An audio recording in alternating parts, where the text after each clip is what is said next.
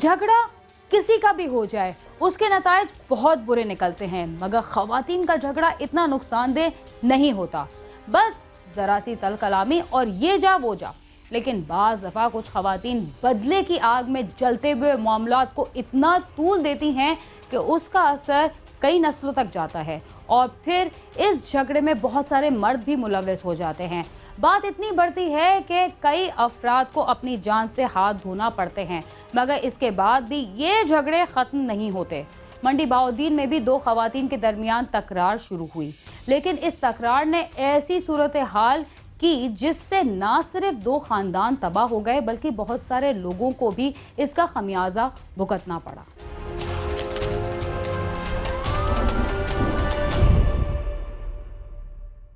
मामूली तकरार से शुरू होने वाले झगड़े बाज़ औक़ात इस कदर शिद्दत इख्तियार कर जाते हैं कि नौबत क़त्ल व गारत तक पहुँच जाती है, और जब ये तकरार औरतों के दरमियान हो तो मुसाइलत की तमाम तर कोशिशें नाकाम ही रहती हैं, इसलिए कि झगड़ा ख़त्म करने के लिए किसी एक फरीक को तो खामोश होना ही पड़ता है। मंडी बहाउद्दीन में भी दो औरतों के दरमियान होने वाली तकरार इस कदर संगीन सूरत हाल इख्तियार कर गई जिसका किसी को अंदाज़ा ही नहीं था। आइए जानते हैं कि इस तकरार का क्या नतीजा निकला।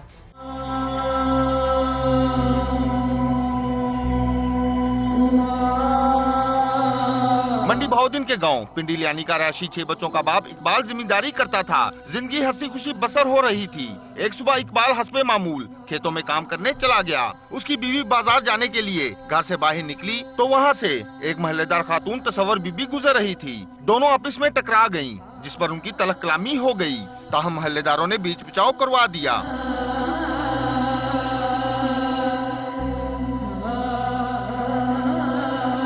शाम के वक्त इकबाल खेतों से घर आ गया और खाना खा रहा था कि दरवाजे पर दस्तक हुई, जिस पर वो दरवाजा खोलने चला गया। जैसे ही दरवाजा खोला, महल्लेदार खातून तसव्वुर बीबी अपने खावंद मोहम्मद तसव्वुर और भाई के हमरा अंदर दाखिल हो गई। उन्होंने इकबाल की बीवी को गालियां देते हुए इकबाल को तशद्दुद का निशाना बनाना शुरू कर दिया और फिर असला निकालकर अंधाधुंध फायरिंग कर दी, जिससे इकबाल, उसका बेटा और वालिद गोलियां लगने से जख्मी हो गए, जबकि मुलजमान वहां से हवाई फायरिंग करते हुए फरार हो गए। महल्लेदारों ने तीनों को फौरी तिब्बी इमदाद के लिए हस्पताल पहुंचाया, जहां जख्मों की ताब ना लाते हुए इकबाल दम तोड़ गया। ਅਸੀਂ अपने घर ਦੇ ਵਿੱਚ ਸੀ, एक तसव्वुर इकबाल आया है, इश्तिहारी आई, उस आके साडा दरवाज़ा खटकाया, छोटा भाई गया है, उसने दरवाज़ा खोलिया है। जिस टाइम दरवाज़ा खोलिया है तो वो साडे अंदर घुस गया। जिस टाइम अंदर घुस गया उन्होंने बाहर कढ़िया, बाहर गाली गलोच करते रहन ते गाली गलोच करते रहन ते फिर असी बाहर आया, मैं बाहर आया, बाद चों अबू भी आ गए। बाहर आके वो साडे नाल हाथापाई करन लग गए ते सानू उन्हें फायरिंग शुरू कर दी है। गाली गलोच, दरवाज़ा खोला तो उन्होंने फायरिंग शुरू कर दी। अबू की भी गोलियां लगी, हमें भी, दादा अबू को भी। अबू की डेथ हो गई है। पुलिस पूरी मदद में नहीं कर रही है हमारी। इत्तला मिलते ही पुलिस मौके पर पहुंच गई। पुलिस ने पोस्टमार्टम के बाद लाश उर्सा के हवाले कर दी, जिसे मकामी कब्रिस्तान में सुपुर्द खाक कर दिया गया। मुलजमान थे तसव्वुर इकबाल और उसका भाई तैमूर और मुदस्सर इकबाल और मोहम्मद रियाज और एक तसव्वुर की बीवी है, वो उसका नाम भी तसव्वुर ही है। ये मुलजमान के ये मदई के घर गए हैं, उन्होंने दरवाज़ा पर दस्तक दी है। जैसे ही मदई घर से बाहर निकला है, उसका पोता है मोहम्मद बिलाल और मदई मोहम्मद रज़वान का बेटा है मोहम्मद इकबाल, घर से बाहर निकले हैं तो तसव्वुर ने और मुदस्सर ने और तैमूर ने इन पर फायरिंग की है। ये तीनों मजरूब हो गए हैं। मोहम्मद रमज़ान भी मजरूब है इसमें, और बिलाल भी, और उसका वालिद मोहम्मद इकबाल भी।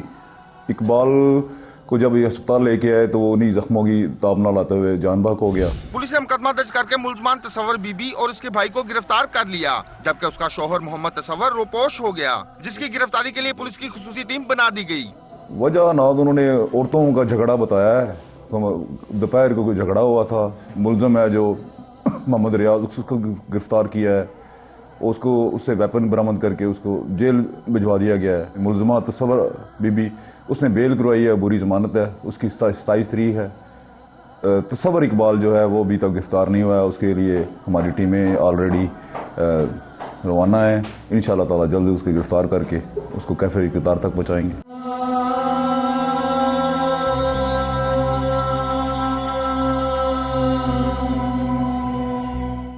पुलिस ने मरकजी मुलजिम की गिरफ्तारी के लिए छापा मारा तो उसने पुलिस पार्टी पर फायरिंग कर दी। मुकाबले का क्या नतीजा निकला, आइए देखते हैं।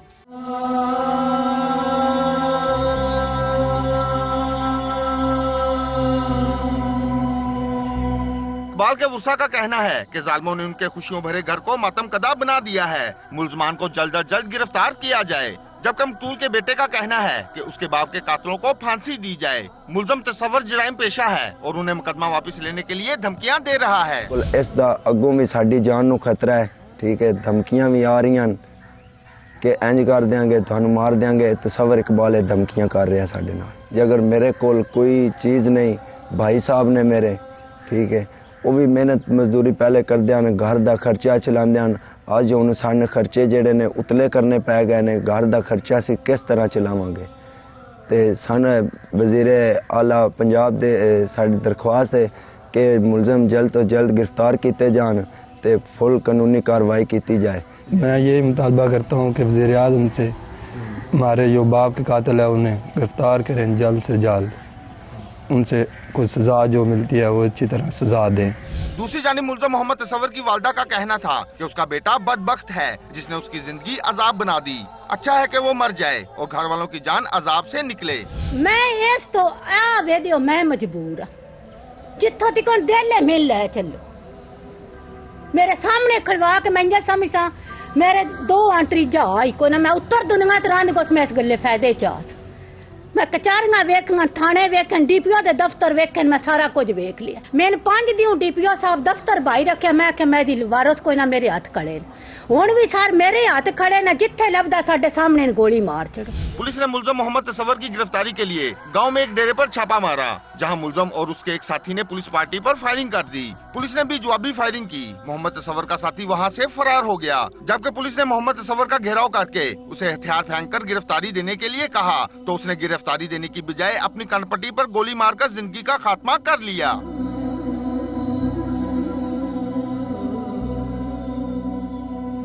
मकतूल इकबाल के वर्षा ने आला हुकाम से अपील की है कि दीगर मुलजमान को भी जल्द अज जल्द कैफरे किरदार तक पहुंचाया जाए। कैमरामैन मुर्तज़ा इजाज और साथी रिपोर्टर दीवान आदिल के साथ आमिर शहजाद, समा, मंडी बहाउद्दीन।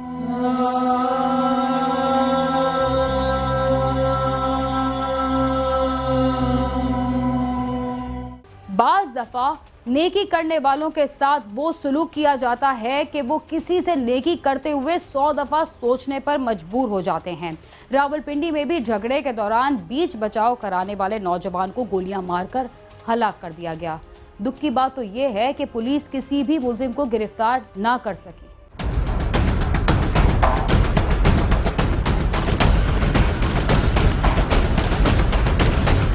थाना रत्ता अमराल के इलाके में कत्ल की वारदात, झगड़े से मना करने पर कत्ल, मुलजिम आजाद, पुलिस खामोश। मुलजिमान की इलाके में खौफ और दहशत। थाना रत्ता अमराल के इलाके ढोक मटकाल में छोटे से मकान में रिहाइश पजीर जरखान अपनी बूढ़ी वालदा, बीवी और बीमार भाई के साथ रिहाइश पजीर था। 27 फरवरी को जरखान अपने घर में मौजूद था कि गली में 2 ग्रुपों में लड़ाई शुरू हो गई। जरखान घर से बाहर आया और बीच बचाव की कोशिश की तो उस्मान खान ने दीगर साथियों के साथ मिलकर फायरिंग की जो जरखान को जा लगी। इनके जो करिंदे थे जो वहाँ मंशियात बेच रहे थे वो बाकी गलियों में आए, इस गली में इंटर हुए। ये जो हमारी गली है यहाँ पे इंटर हुए, वो लड़के इनके पीछे भागे, इनको भगा रहे थे वो वहाँ से। इन्होंने ऊपर से हील दलील नहीं की जनाब, ऊपर से फायर खिड़की से फायर किए। एक खिड़की पे था, 2 छत पे थे। इन्होंने ना कुछ देखा ना कुछ सुना। हालांकि हमारा मकतूल जो जरखान था वो बेचारा छुड़ा रहा था। वो कहते हैं हमारे ये भी पड़ोसी हैं, चलें इनके आपस में तनाज़ा ज़्यादा ना बढ़े। वो छुड़ा रहा था, वो इनको फायरिंग से मना कर रहा था कि आप लोग फायर ना करो, इस तरह किसी बेगुनाह की जान जाएगी और आपका इतना बड़ा तनाज़ा नहीं है, चलें रफा दफा करें इस मामले को। इन्होंने जनाब किसी को नहीं देखा, किसी को नहीं सुना, इन्होंने सीधे फायर किए जी। सीधे फायरों की वजह से हमारा जरखान मकतूल शदीद ज़ख्मी हुआ। मकतूल को जिंदगी गुजारने के लिए क्या काम करना पड़ता था और उसके मरने के बाद घर का कफील कौन है? जरखान को अस्पताल मुंतकिल किया गया तो डॉक्टर्स ने पहली रिपोर्ट में मकतूल को पुश्त से 1 गोली लगने की रिपोर्ट दी, जबकि पोस्टमार्टम रिपोर्ट में गोली को सामने से लगने के बायस मौत की वजह कह डाला। मुतासरा खानदान न सिर्फ मुल्जिमान की अदम गिरफ्तारी पर परेशान है बल्कि मेडिकल रिपोर्ट में तजाद को भी मुल्जिमान के असर रसूख करार देता है। हम लोगों ने जब FIR लॉन्च कर दी तो उसके तकरीबन 4-5 दिन बाद हमारा लड़का जब फोट हो गया जरखान, तो छठे दिन डॉक्टर साहब ने जनाब पोस्टमार्टम रिपोर्ट में सिर्फ एक फायर डिक्लेयर किया और उन्होंने जो कमर की फायर से जिसकी मौत वाक़या हुई है उसको उसने पेट का फायर करार दे दिया कि ये पेट से लगे और कमर से निकला है।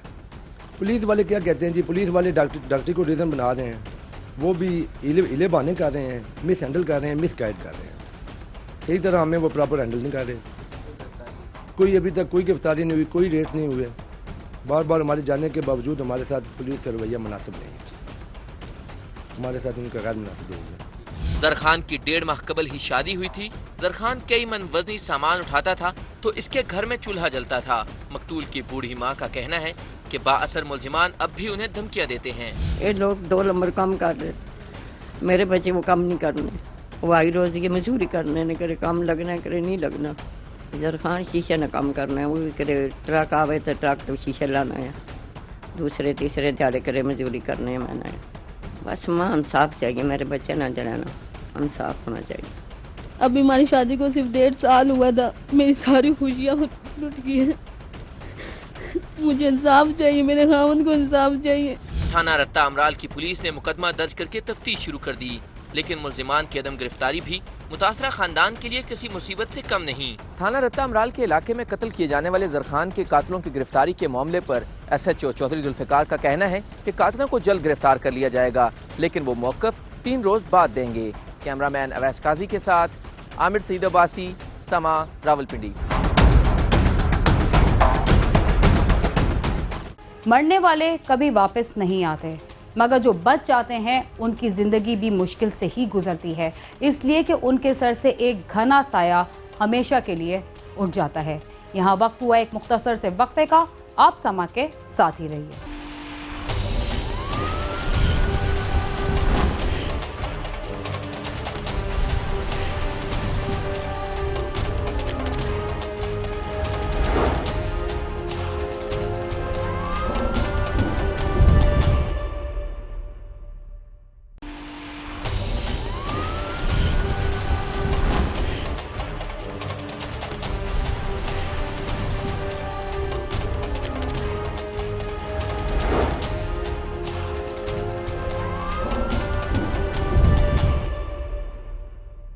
प्रोग्राम क्राइम सीन में एक बार फिर खुशामदीद। जराइम पेशा इंसानों के लिए किसी का कफन या कब्र भी सिवाय मुनाफे के और कुछ नहीं होता। उनका बस चले तो मुर्दों को भी बेच दे। शेखुपुरा के कब्जा ग्रुप ने मुर्दे तो ना बेचे, मगर मुर्दों की आखिरी आराम गाहों को बेचने का मंसूबा बना लिया। जब फेसबुक के जरिए इसकी इतला क्राइम सीन तक पहुंची तो उसका क्या नतीजा निकला, आइए देखते हैं।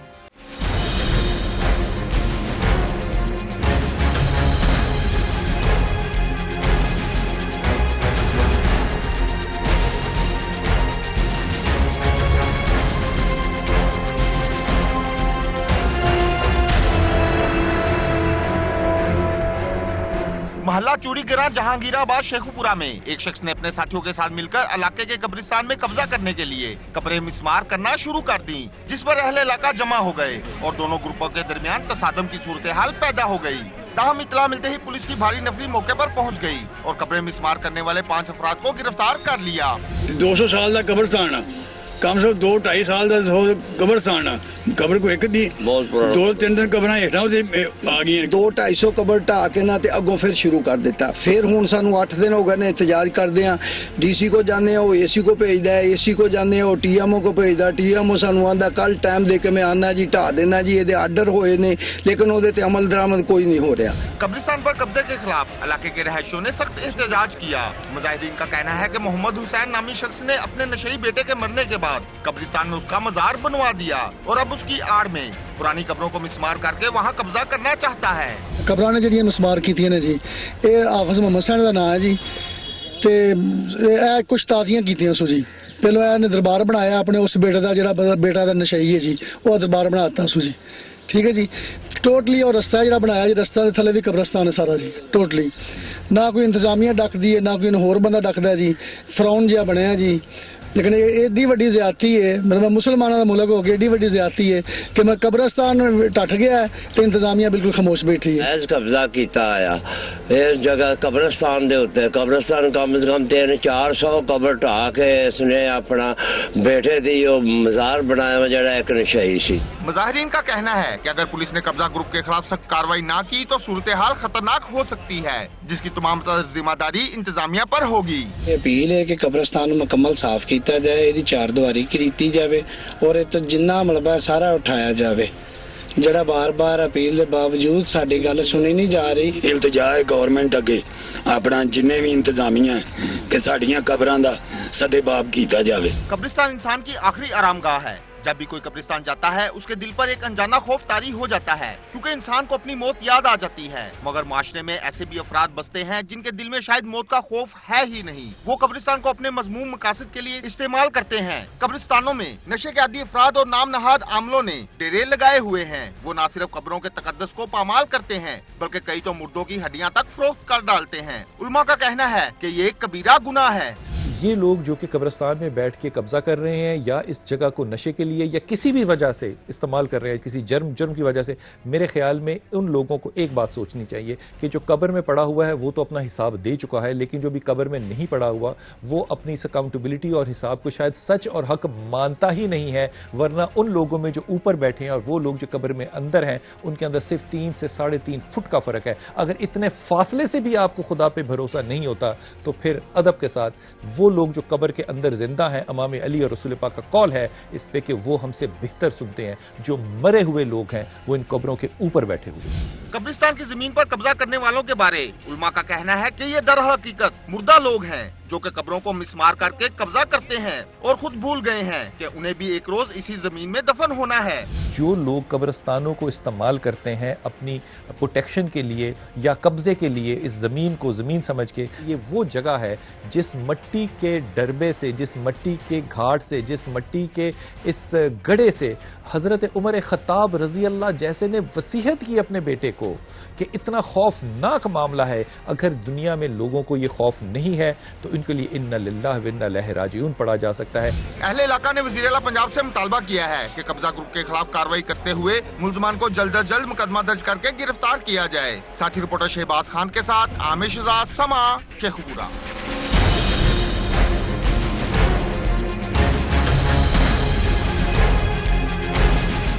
जराइम पेशा अफराद पैसों के हुसूल के लिए किसी का भी सौदा कर सकते हैं। अगर उन्होंने कब्रिस्तान की जगह पर कब्जा करने की कोशिश की तो उसमें हैरत की बात क्या है, इसलिए कि वो ना सिर्फ कब्रें बल्कि अपने मुफाद के लिए मुर्दों को भी बेच सकते हैं। क्राइम सीन अपने इख्तिताम को पहुंचता है। अगर आप हमसे रब्ता करना चाहते हैं तो हमारा पता है cs@sama.tv। इसके अलावा आप फेसबुक और ट्विटर पर भी हमसे रब्ता कर सकते हैं। बीना खान और क्राइम सीन की टीम को इजाज़त दीजिए और देखते रहिए समा।